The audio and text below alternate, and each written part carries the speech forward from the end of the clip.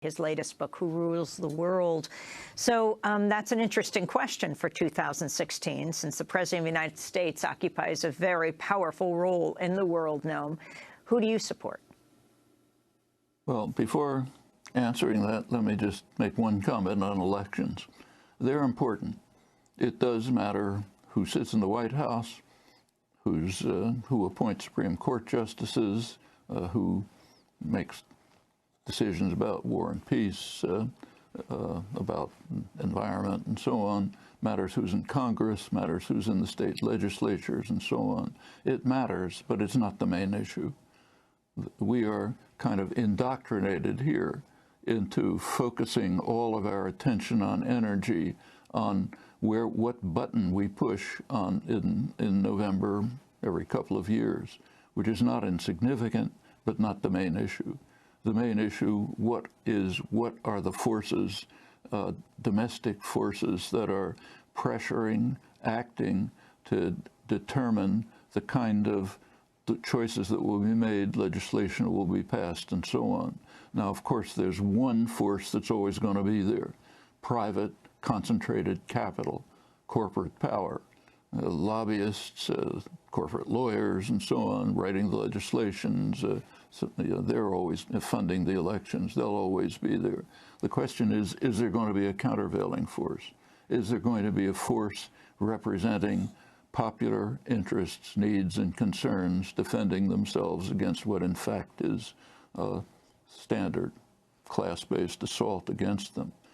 And now elections can be used as a way of galvanizing and mobilizing the kinds of groups which could become persistent, dedicated, growing, constant forces that influence significantly what's done in the White House and Congress. The New Deal legislation of Roosevelt, for example, wouldn't have been passed, it wouldn't have even been initiated without militant labor action and other political action. And those are lessons to remember. But now going back to who should you push the button for, well, in the primaries, I would prefer Bernie Sanders.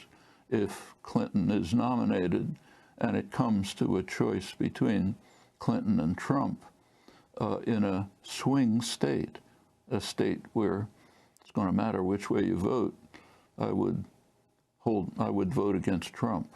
And by elementary arithmetic, that means you hold your nose and you vote Democrat. I don't think there's any other rational choice. Abstaining from voting, or say voting for, say, a candidate you prefer, a minority candidate, just amounts to a vote for Donald Trump, which I think is a devastating prospect for reasons I've already mentioned. So, but meanwhile, do the important things. The significance of the Sanders campaign, which is pretty remarkable, I think. It certainly surprised me.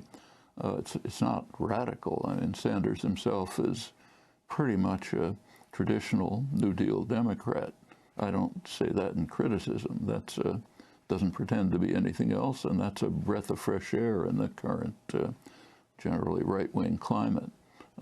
But the importance of it is if it can be used, these energy and enthusiasm that's been organized and mobilized can be used to develop an ongoing popular movement which will be a powerful force, no matter who's in office, to influence and direct the country in ways that are absolutely necessary, even for survival at this point.